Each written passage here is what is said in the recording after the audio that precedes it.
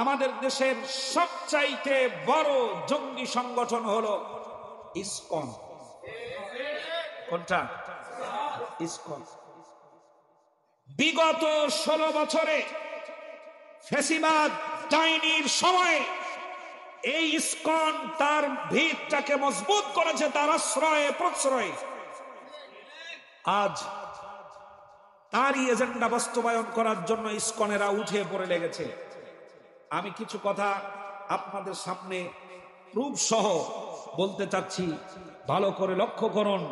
ইসকনের পক্ষ অবলম্বনকারী কোন মিডিয়া, কোন সাংবাদিক, কোন পত্রিকা এবং কোন উকিল, কোন মানুষ, কোন রাজনৈতিক ব্যক্তি, এরা কেউই এদেশের বন্ধু নয়।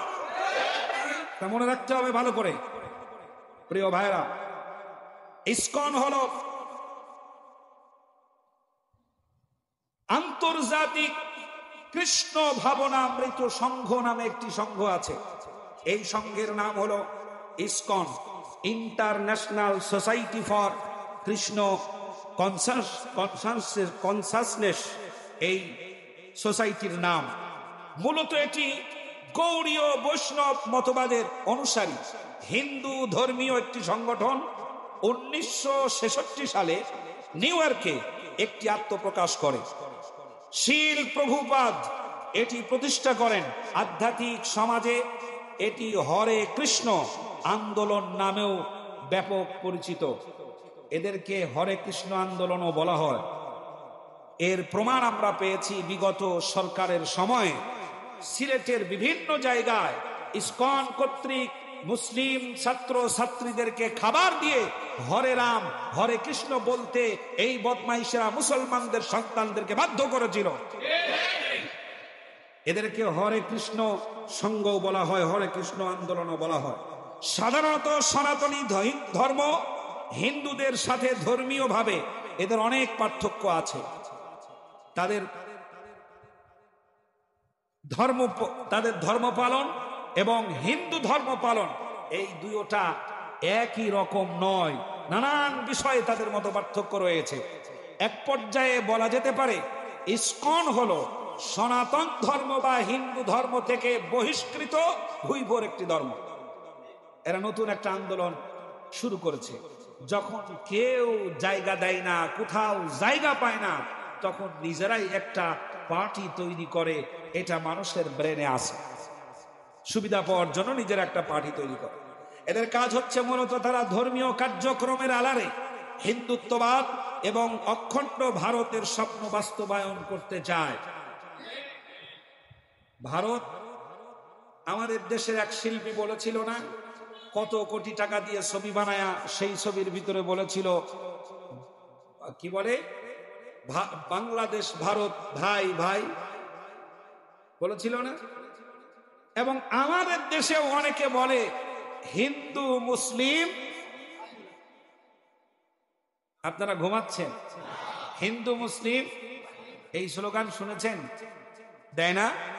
বিশেষ করে বেশি শোনা যায় ভোটের সময়। নেতারা যে ক্যাম্পেইন করে, যেটা চালায়, তারা বলে হিন্দু মুসলিম ভাই ভাই। ওলামায়ে কেরামদের কাছে যাবেন, জিজ্ঞেস করবেন হিন্দু মুসলিম ভাই ভাই, এটা কোরআন সাংঘর্ষিক কথা। আল্লাহ বলেছেন মুসলমান মুসলমান কি, কার কথা? এটার বিরুদ্ধে বৃদ্ধাঙ্গুলি দেখায় আপনি যখন বলেন হিন্দু মুসলিম ভাই ভাই, তখন আপনার ঈমান ঘরে থাকে তো?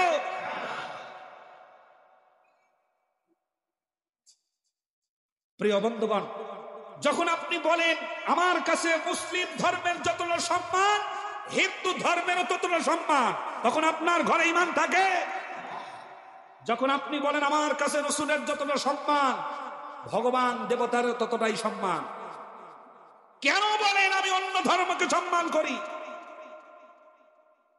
কোন থিওরিতে বলেন যে আমি মা দুর্গাকে সম্মান করি, আমি অন্য ধর্ম যা আছে সব ধর্মকে সম্মান করি? যখন আপনি পড়েছেন লা ইলাহা ইল্লাল্লাহু মুহাম্মাদুর, তখন থেকে পৃথিবীর বুকে যত ধর্ম, বর্ণ, মত, পথ যা আছে কোনটার সাথে আমার সামান্য সম্পর্ক নাই। তবে হ্যাঁ, যদি কোন ধর্মাবলম্বী আপনার সামনে সে তার নিজের ধর্ম পালন করে, সেখানে আপনার কোনো মাথা ব্যথা নাই, সে তারটা করুক, তাতে আমার কোনো অসুবিধা নাই। কিন্তু ওই ধর্মের প্রতি আমার সামান্যতম শ্রদ্ধা নাই। লাকুম দীনুকুম লা ইকরাহা ফিদ-দীন ক্বাদ তাবায়্যানা রুশদু মিনাল গাই ফামান ইয়াকফুরু বিত-তাগুত। ঈমানের ঘরটাকে ঠিক করেন, আছে কোথায় সেটা? আল্লাহ মুসলিম উম্মাহকে ঈমানের দিক থেকে মজবুত এবং একত্রিত হওয়ার তৌফিক দান করো, আমিন। মূলত তারা ধর্মীয় কার্যক্রমের আড়ালে হিন্দুত্ববাদ এবং অখণ্ড ভারতের স্বপ্ন বাস্তবায়ন করার কাজ করে যাচ্ছে নিরলস ভাবে। তারা চায় ভারত আর বাংলাদেশ যেন এক হয়ে যায়। সুবহানাল্লাহ বলে। ভারত আর বাংলাদেশ যেন এক হয়ে যায়। ভূখণ্ডের দিক থেকে, ভৌগোলিক দিক থেকে এটা হলো মুসলিম কান্ট্রি, আর ওটাকে বলা হয় হিন্দুস্তান। কি বলা হয়? হিন্দুস্তান। হিন্দুস্তানের সাথে মুসলিমদের কোনো সম্পর্ক নাই। কথাটা আমার নয়, কার? আল্লাহ পাক নিজেই ঘোষণা করেছেন, পৃথিবীর বুকে মুসলিমদের সবচাইতে বড় দুশমন, সবচাইতে বড় শত্রু একটা হলো মুশরিক, আর একটা হলো ইয়াহুদ। কে বলেছেন? আল্লাহ বলেছেন। একটা মুশরিক আর একটা কি? এখন দেখেন তো আপনার হৃদয়ের ভিতরে ভারতের প্রেম কতটুকু আছে। যদি আপনি বলেন আমি ভারতকে শ্রদ্ধা করি, ভালোবাসি, আপনার এই কথার আড়ালে আপনার ঘরে ঈমান আছে তো? আয়াতের বাহিরে চলে যাচ্ছেন না তো? একটা লফজের বাহিরে যদি আপনি যান, ঈমান থাকবে না। আর ঈমান যদি ঠিক থাকে, মজবুত থাকে, আমলের যদি দুর্বলতাও থাকে, আল্লাহ রাব্বুল আলামিন ক্ষমা করে জান্নাত দিতে পারেন, আশা করা যায়। আর যদি ঈমান না থাকে, পৃথিবীর সবচাইতে বড় গুনাহগার, আল্লাহ পাক ইচ্ছে করলে তাকে ক্ষমা করে জান্নাত দিতে পারেন, আশা করা যায়। তাম পৃথিবীর এমন কোন অন্যায় নাই যে অন্যায়টা এই বান্দার মাধ্যমে সংগঠিত হয় নাই। চুরি করা, ডাকাতি করা, মানুষ হত্যা করা, পৃথিবীর বুকে এমন কোন অপরাধ সংগঠিত হয় নাই যেটা সে করে নাই। সমস্ত গুনাহের কাজ করতে করতে বান্দা ক্লান্ত হয়ে পড়েছে। এখন একটা সময়ে সে বুঝতে পেরেছে, আমি যা করেছি সব ভুল করেছি, চরম অন্যায় করেছি। যখন নিজের ভুল বুঝতে পেরে তাওবা করে নিজেকে শুধরে নেওয়ার জন্য চেষ্টা চালায়, আল্লাহ রাব্বুল আলামিন বলেন, আমি তো ক্ষমা করে দেব। ওয়ায়ুবাদদিলুল্লাহু সাইয়্যাতিহিম হাসানাত। সুবহানাল্লাহ। শুধু ক্ষমা করব। পৃথিবীর বুকে আপনি থানায় যাবেন, থানায় অপরাধীদের একটা লিস্ট থাকে, থাকে না? ব্ল্যাকবোর্ড, এখানে লেখা থাকে। আপনি যদি চুরি করেন, জেলে যান, তাহলে আপনার সংশ্লিষ্ট থানায়, আপনি যে থানার আওতায় আছেন, এরিয়ায় আছেন, ওই থানায় আপনার নাম উঠবে। আপনি চুরি করেছিলেন, কেস হয়েছিল আপনার নামে, আপনাকে ধরা হয়েছিল এবং আপনার 5 বছরের শাস্তি হয়েছিল, আপনার নামটা সেখানে থেকে যাবে। নামটা সেখানে থেকে যাবে। না হলে পুলিশেরা টের পায় কেমনে যে এই লোকের নামে আরো 3টা মামলা হয়েছে এত সালে। এই তথ্যটা সেখানে সংরক্ষণ করা হয়, আপনার তথ্য সেখানে থেকে যায়। পৃথিবীর কেউই অপরাধীর কথা মন থেকে মুছে দেয় না। মুছে দেয়? অপরাধীর কথা ভুলে যায় আপনার রব। সুবহানাল্লাহ। আপনার আল্লাহ, আমার মালিক, আমার প্রভু এমন, সুবহানাল্লাহ, এমন দয়াবান। বান্দা যখন তওবা করে তখন অপরাধীর খাতা থেকে বান্দার নাম সম্পূর্ণ মুছে সাফ করে দেয়। সুবহানাল্লাহ, সুবহানাল্লাহ, আল্লাহু আকবার। আল্লাহ যেন তার দয়া আমাদেরকে নসিব করেন, বলেন আমিন। প্রিয় ভাইরা, এদের উদ্দেশ্য হলো এরা অখণ্ড ভারত, বাংলাদেশ আর ভারত, হিন্দু আর মুশরিক কোরআনের গণ্ডি পেরিয়ে তারা যেন এক কাতারে সামিল হয়ে যায়, এই উদ্দেশ্যকে সামনে রেখে বাংলাদেশে নানান রকমের অপতৎপরতা এবং সাম্প্রদায়িক দাঙ্গা লাগানোর অপচেষ্টা চালিয়ে যাচ্ছে বিরামহীনভাবে এই ইসকন নামক জঙ্গি সংগঠন। ধর্মপ্রচারের নামে মানুষকে ধর্ম থেকে ছুটিয়ে আলাদা করে দিচ্ছে। ধর্মপ্রচার করার নামে মানুষকে ধর্মান্তকরণ করছে। বাংলাদেশের পাহাড়ি অঞ্চলে সাধারণ মানুষদেরকে বিভিন্নভাবে নামে বেনামে আর্থিক সহযোগিতার নামে তাদেরকে ইসকনের সংগঠনে অংশগ্রহণ করানোর জন্য উদ্বুদ্ধ করছে এবং কিছু দুর্বল মুসলমানেরা অর্থ সাহায্য না পেয়ে টাকা পয়সার অভাবের তাড়নায় গোপনে গোপনে তাদের সাথে তারা সংযুক্ত হচ্ছে। এটা মুসলিমদের জন্য অনেক বড় খারাপ খবর। আমরা আমাদের ভাইদের প্রতি, আমরা মুসলিমদের প্রতি এত অনীহা, এত অবজ্ঞা, এত অবহেলা, মুসলিম শাসকেরাও তাদের দিকে নজর দেয় না, যার কারণে টাকার অভাবে কিছু মুসলমানেরা তাদের ধর্মে তাদের দিকে ধাবিত হয়ে যাচ্ছে। এরকম ঘটনা বাংলাদেশে বহু ঘটেছে। টাকার অভাবেই মাসে কিছু টাকা পাওয়ার জন্য খ্রিস্টান ধর্মে নাম লিখিয়েছে, এরকম ঘটনা বহুত আছে। এবং মুসলিমদেরকে চাপে ফেলে সরল মনা সাধারণ মুসলমানদেরকে ধর্মের বাহিরে নিয়ে যাচ্ছে তারা। এই রিপোর্টটা করা হয়েছিল 24শে নভেম্বর 2024। প্রতারণা এবং হয়রানি, প্রেমের ফাঁদে ফেলে মুসলিম নারীদেরকে ব্ল্যাকমেইল করে নির্যাতন করে থাকে এই ইসকন সংগঠনের দায়িত্বপ্রাপ্ত যে তাদের যে গুরু যারা আছে এরা। তার ভিতরে প্রধান হলো চিন্ময়। এই প্রধান ব্যক্তি সবচাইতে বড়, এদের চিন্ময় প্রভু, তারা এই কাজগুলো করে থাকে। অনেক সময় চাপে ফেলে বিয়ে করে অন্তরঙ্গ ভিডিও করে সেই ভিডিও সামনে এনে অপরাধী সাজিয়ে তালাক দিয়ে নিজের স্বার্থ হাসিল করে পালিয়ে যায়। এরপর সেই ভিডিওটা ধারণ করে রাখে তারা। এই ভিডিও মানুষের সামনে অথবা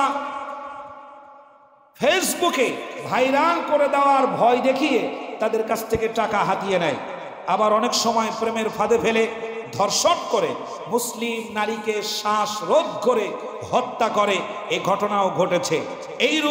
এইরূপ ঘটনা বাংলাদেশে যা ঘটেছে হত্যাকাণ্ড, এটা নিয়ে একটা রিপোর্ট করা হয়েছিল দৈনিক ইত্তেফাক 24শে এপ্রিলের 2024 সালেই 24শে এপ্রিলে এরকম একটা ঘটনা ঘটেছিল। দৈনিক ইত্তেফাক পত্রিকা আপনারা পড়ে দেখবেন।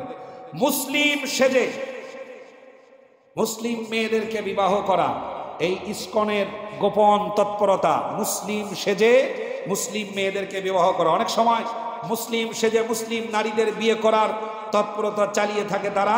এই ধরনের বহু ঘটনা আমাদের দেশে ঘটে গেছে। যেমন রাজশাহীতে ধর্ম পরিচয় গোপন করে বিয়ে করেছে হিন্দু চিকিৎসক অর্জুন চন্দ্র চৌধুরী। বিয়ের 7 বছর পর জানা গেল লোকটা একটা হিন্দু এবং ইসকনের সদস্য।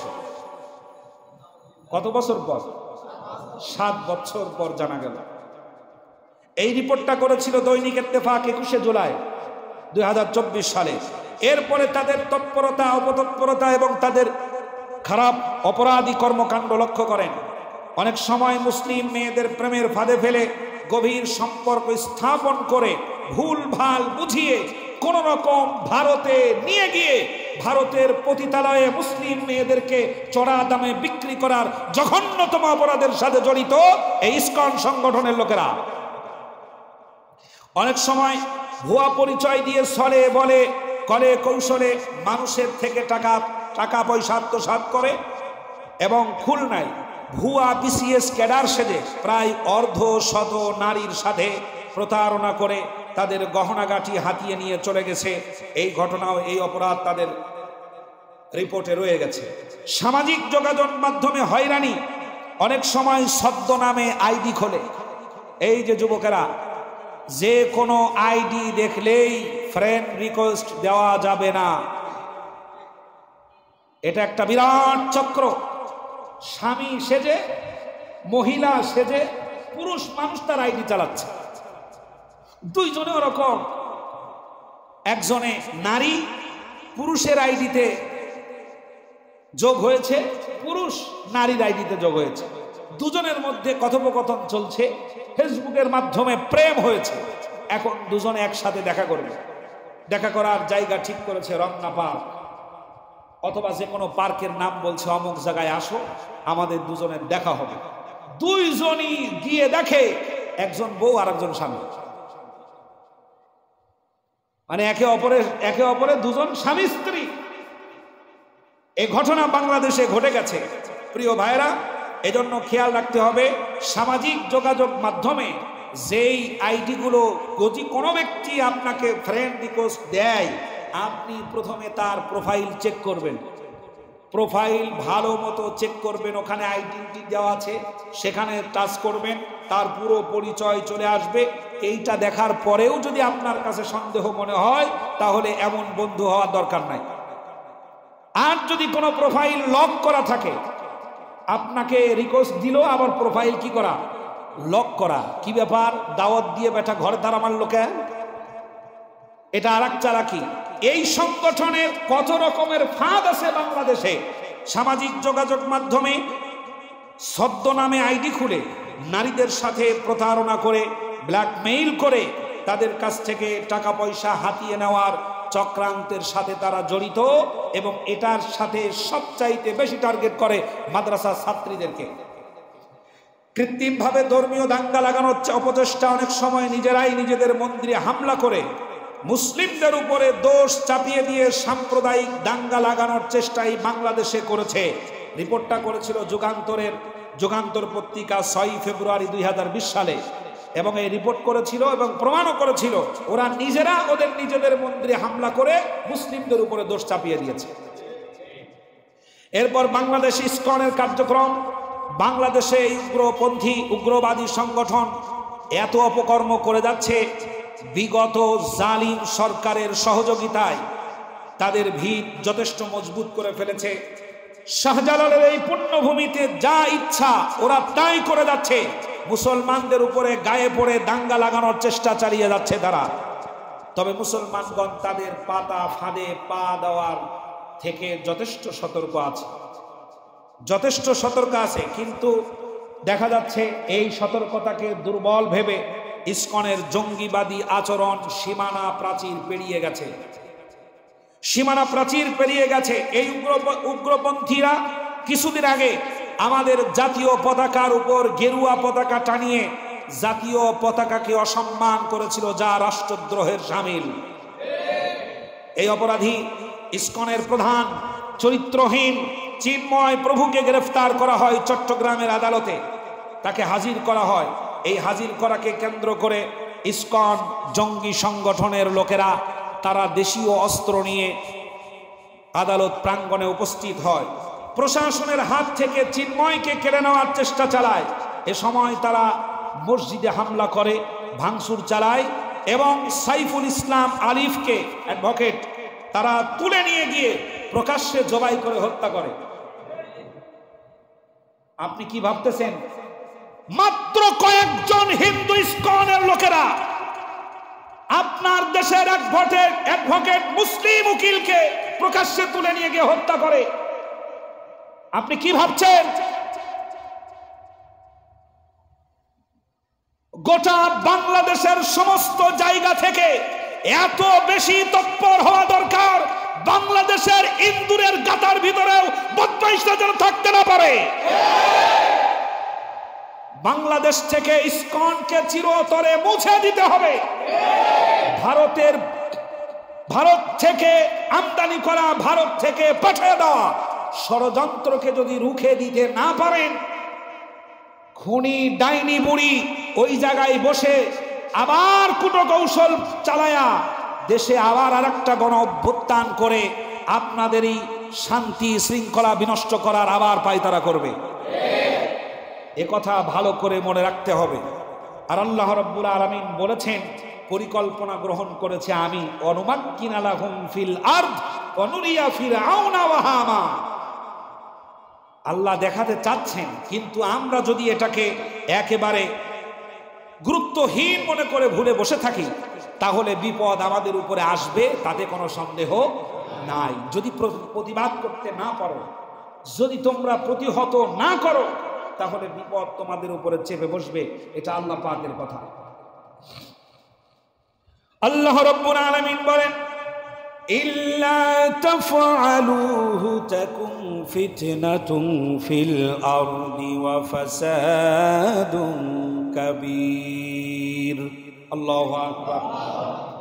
যদি তোমরা ফিতনার বিরুদ্ধে লড়াই না করো, যদি তোমরা অন্যায়ের বিরুদ্ধে সংগ্রাম না করো, যদি তোমরা সন্ত্রাসীর বিরুদ্ধে সোচ্চার না হও, যত রকমের ফিতনা ফাসাদ আছে, যত রকমের উশৃঙ্খলা বিশৃঙ্খলা আছে, যত রকমের অপরাধ কর্মকাণ্ড আছে, অন্যায় যা আছে, এটার বিরুদ্ধে যদি তোমরা সোচ্চার না হও, ইল্লা তাফআলুহু তাকুন ফিতনাতুন ফিল আরদ ওয়া ফাসাদুন কাবীর, এমন একটা বড় বিপর্যয় তোমাদের মাথার উপরে চেপে বসবে, যার ভার সহ্য করতে না পেরে শুধু তোমাদের চোখে পানি পড়বে, আর তোমাদের কোনো কিছু করার থাকবে না।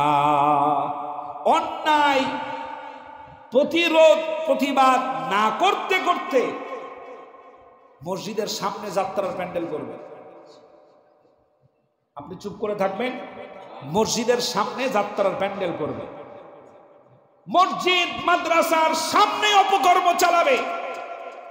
বিগত সময়ে আমাদের এখানেও ঘটেছে, আলিয়া মাদ্রাসার মাঠে, এখানে মসজিদে নামাজ হচ্ছে, আর ওরা তাদের ক্ষমতার বলে গান বাজাচ্ছে। এই মাঠে মাঠ ভাড়া দেওয়া হয়েছে তাদের পিকনিকের জন্য, তাদের কাজের জন্য। এখানে মসজিদে আজান হচ্ছে, তারপরেও তাদের হুঁশ হয় না, গান চলছে ধুমছে। কেউ গিয়েছিলেন না সামনে? আমি আসলামউদ্দিন জিহাদির সামনে গিয়ে বলেছিলাম, মসজিদ সামনে, গোরস্থান সামনে, হুঁশ নাই নাকি? নামের আগে সিঁড়ি লাগিয়ে দিয়েছেন আপনারা। শত্রুতা মানুষ তখনই করে যখন অপরাধের অন্যায়ের প্রতিবাদ করা হয়। আপনাকে আল্লাহর ওলি তখনই ভাবে যখন আপনি শুধু বসে থাকবেন, ও যা করতেছে ওর দিকে তাকাবেন না। যদি চোখ যায় কখনো, চোখটা তাড়াতাড়ি ঘুরাইয়া বলবেন আস্তাগফিরুল্লাহ, আর সে তার মতো কাজ করে চলে যাবে। এটা মুসলিমদের ঐতিহ্য নয়, এটা মুসলিমদের ঐতিহ্য নয়, ইমানদারের কোয়ালিটি নয়। আপনার চোখের সামনে দিয়ে একজন আরেকজনকে অন্যায়ভাবে হত্যা করে যেতে পারবে? হতেই পারে না এটা। প্রিয় বন্ধুগণ, এই ইসকনের বিরুদ্ধে সোচ্চার হতে হবে। ইসকনের বিরুদ্ধে ডাক আসবে। মাঠে নামতে রাজি আছেন তো ইনশাআল্লাহ? ডাক আসবে, অচিরেই ডাক আসবে। আমরা অপেক্ষা করছি উপদেষ্টা মণ্ডলীরা কি করে। ইসকনকে বাংলাদেশ থেকে সরিয়ে দিতে কয়েক সেকেন্ডের ব্যাপার। মুসলমানেরা যদি থুতু নিক্ষেপ করে, ওরা ভেসে ভারতে পালিয়ে যাবে। আমরা শুধু অপেক্ষা করছি। রক্ত জীবন অনেক ঝরেছে, আমরা আর ঝরাতে চাই না, আমরা আর দিতে চাই না। এই বাংলাদেশ ভূখণ্ডটাকে আল্লাহ রাব্বুল আলামিন ওয়া মাকামা রাব্বিহি জান্নাতান, আল্লাহ পাক যেন শান্তি আর নিরাপত্তার জান্নাতের টুকরা হিসাবে কবুল করেন, বলেন আমিন। এইটা তখনই হবে যখন মানব রচিত আইনকে একেবারে চিরতরে কাফন পরায়া কবর দিয়ে আল্লাহর কোরআন দিয়ে রাষ্ট্র চলবে, তখন এটা সম্ভব হবে। এই জন্য আমাদেরকে চেষ্টা থাকতে হবে।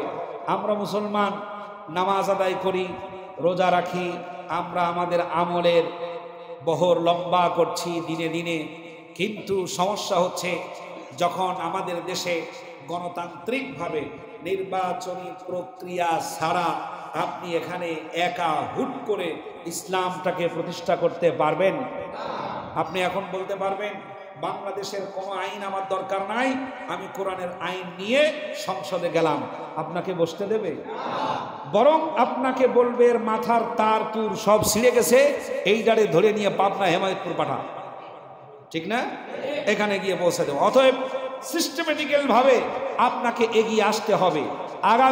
আগামী দিনে সে যদি আপনার পরিচিত হোক অপরিচিত হোক যেই হোক না কেন, ইসলামের পক্ষে যারাই বলবে সমর্থন চাই, তা যদি হাবশি গোলাম বেলালের মতো কালো হয়, তারপরেও তাদের প্রতি আমাদের সমর্থন থাকবে ইনশাআল্লাহ।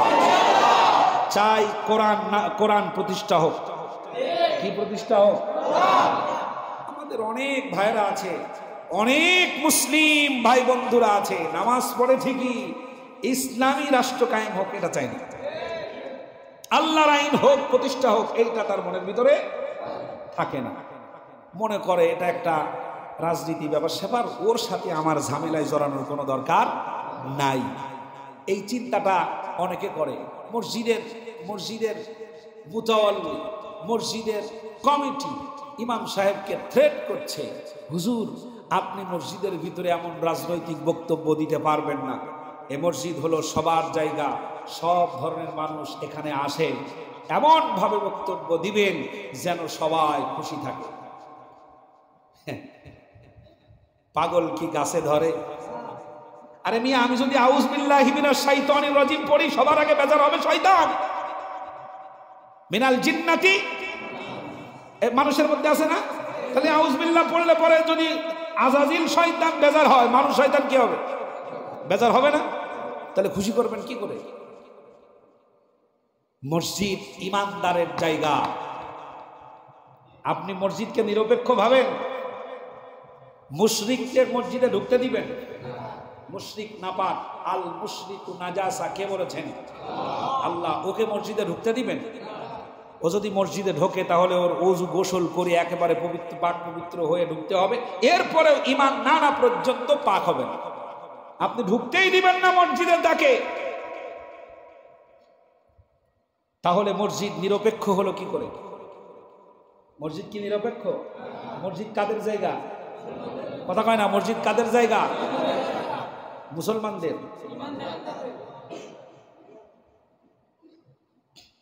মুসলমান তো সেও একবার হজ করে, একবার তসবিহ পড়ে, একবার পট্টি মাথায় দেয়, আবার গুজরাটের কাছে গিয়া সিঁদুর নেয়। এটারে কি বলবেন? মুসলমান বলবেন না? একবার বলছে আল্লাহ তুমি আমাকে সাহায্য করো, আবার হিন্দুদের চিবর অনুষ্ঠানে গিয়ে বলছে আপনারা মা দুর্গার কাছে সাহায্য চান। ওরে আমার কনসেপ্টের ভিতরে তো এটা আছে, ও তো পুতুল। আল্লাহ রাব্বুল আলামিন বলেন, ইয়া আইয়ুহান নাসু দুরিবা মাসালুন ফাসতামিউ লাহু ইয়াসলুবুহুমুদ দুবাবু শাইআন লা ইস্তানকিযুহু মিনহু দুআফাত তালিব ওয়াল মাতলুব। আল্লাহু আকবার। আল্লাহ রাব্বুল আলামিন বলেন, যাদের কাছে সাহায্য চাচ্ছ, যাদের সামনে খাবার দিয়েছ, এই খাবারগুলো তারা তো খেতে পারবেই না, বরং কোনো মাছি যদি তাদের সামনে থেকে খাবারের টুকরো কেড়ে নিয়ে যায়, সেই মাছিটাকেও প্রতিহত করার ক্ষমতা তাদের নাই। এমনকি মাছি সম পরিমাণ প্রাণী বানানোর ক্ষমতা তাদের নাই। আপনি তার কাছে কি কোন নিয়াতে বলছেন যে সাহায্য চান? কি নিয়াতে বলছেন? কি ভাবনা, কি চিন্তা! এই বেটির সময়ে এই জঙ্গি সংগঠন নানান রকমের অপকর্ম চালিয়ে মুসলিমদের উপরেই এই জঙ্গি তকমা লাগানোর চেষ্টা চালিয়েছে। প্রিয় ভাইরা, পৃথিবীর বিভিন্ন দেশে তাদের উগ্রপন্থী কর্মকাণ্ডের কারণে তাদেরকে নিষিদ্ধ করা হয়েছে। যেই সব দেশে ইসকন নিষিদ্ধ, উগ্রবাদী কার্যক্রমের কারণে বিশ্বের অনেক দেশে তাদেরকে নিষিদ্ধ করা হয়েছে। অনেক দেশে তাদের সকল কার্যক্রমের উপরে তীব্র নজরদারি করা হয়। যেমন সিঙ্গাপুর দেশ গঠনের শুরুতেই উগ্রবাদী ইসকনকে নিষিদ্ধ করা হয়। এখনো সেখানে নিষিদ্ধ আছে, সিঙ্গাপুরে কোনো ইসকন জনগোষ্ঠী একত্রিত হয়ে কোনো কিছু করতে পারবে না। এছাড়াও চীনে এই ইসকন নিষিদ্ধ, মালয়েশিয়ায় ইসকন নিষিদ্ধ, সৌদি আরবে ইসকন নিষিদ্ধ, আফগানিস্তানে ইসকন নিষিদ্ধ, ইন্দোনেশিয়ার যতগুলি দেশ আছে সবগুলিতে এই ইসকন নিষিদ্ধ। বাংলাদেশ থেকে ইসকন নিষিদ্ধ হবে, এটা এখন সময়ের দাবি। ওদের মা আর ওদের মাদারকে যখন ভারতে পাঠিয়েছি, ইসকনকে পাঠাতেও সময় লাগবে না। সুতরাং বাংলাদেশের প্রত্যেকটি কোণা থেকে কোথাও কোনো জায়গায়, আর দুইটা সতর্ক করে দিচ্ছি, ডেইলি স্টার পত্রিকা চেনেন? নাম কি? ডেইলি স্টার পত্রিকা। এটার শব্দ নাম হলো দিল্লি স্টার পত্রিকা। দ্বিতীয় নাম্বার হলো প্রথম আলো। নাম কি? প্রথম আলো। যদি কোনো পত্রিকাওয়ালা অন্তত পক্ষে আমার যতটুকুন পাওয়ার আছে, আমার মসজিদ মহল্লার এলাকায় কোনো পত্রিকাওয়ালাকে প্রথম আলো বিক্রি করতে দেখেন, ওই দোকানেই তারা ধরবেন, আমারে খবর দেবেন, না পারলে চরম আকারে বলবেন আমার এরিয়ার ভিতরে প্রথম আলো চলবে না। এরা মুসলমানদের শত্রু, ইমানের শত্রু। মুসলমান ভূখণ্ডকে অস্থিতিশীল করে দেওয়ার জন্য ভারতের পাঁচটা দালাল করে এরা। প্রথম আলো পত্রিকা আজকের পর থেকে আর এই এলাকায় চলবে না। এই এলাকার ভিতরে প্রথম আলো পত্রিকা, কোন পত্রিকাওয়ালা যদি আসে, আমি আপনাদেরকে অর্ডার করছি, কোন পত্রিকাওয়ালা যদি আসে তাহলে সেই পত্রিকাওয়ালাকে ধরবেন। যদি তুমি প্রথম আলো পত্রিকা বিক্রি করো তাহলে এই মসজিদের এরিয়ায় তোমাকে ঢুকতে দেওয়া হবে না। যদি আপনারা কিছু করতে না পারেন, কিচ্ছু করতে হবে না, আমি করব। আপনারা ওনাকে দোকানের ভিতরে বসায়া আমাকে খবর দিবেন। বাংলাদেশে ফ্যাসিস্টের দোসররা যেখানে আছে সেখান থেকে তাদের বের করার যত কৌশল আছে করুন, তাদেরকে বের করুন, দেশটাকে ঝামেলা মুক্ত করুন, জুলুমবাজ মুক্ত করুন। এদেশে কোনো জুলুম, কোনো জালেম আপনার চোখের সামনে যেন আসতে না পারে। বিএনপির কি জানি ওনার নাম, মির্জা ফখরুল ইসলাম আলমগীর, ইনি এখন কাউয়া কাদেরের ভাষায় কথা বলে। হাজার হাজার মায়ের বুক খালি হয়েছে যেই দেশের জুলুম নির্যাতন বন্ধ করার জন্য। তাদের সপক্ষ নিয়ে কথা বলবে, আগামী দিনে তাকেও কিন্তু দেশ ছাড়তে বাধ্য করা হবে। পাগলামি করার জায়গা এটা না। 16টা বছর ধরে নির্যাতন ভোগ করেছে টুপিওয়ালারা, দাড়িওয়ালারা, ইসলামী আন্দোলনের কর্মীরা, এমনকি শুধুমাত্র নামাজ পড়েছে, রোজা রেখেছে, মাথায় টুপি আর দাড়ি রেখেছে, এই অপরাধে জেলখানায় ঢুকিয়ে দিয়েছে। এখন কাদের ভাষায় কথা বলো? এই লোকটা পাগল হয়ে গেছে, ওকে বয়কট করে দেওয়া উচিত, অবসরে পাঠানো উচিত। প্রথম আলো পত্রিকা এবং ইসকনের সপক্ষে কথা বলে এমন পাগল রাজনীতিবিদ আমাদের মাথার উপরে চেপে বসুক, এটা আমাদের দরকার নাই। প্রিয় বন্ধুগণ, ইমানের ঘরে চুরি করে চলে যাবে আর মুসলিম শুধু বসে বসে দেখবে, এটা ইতিহাস নয়। লক্ষ্য করুন, কথা শুনতেছে?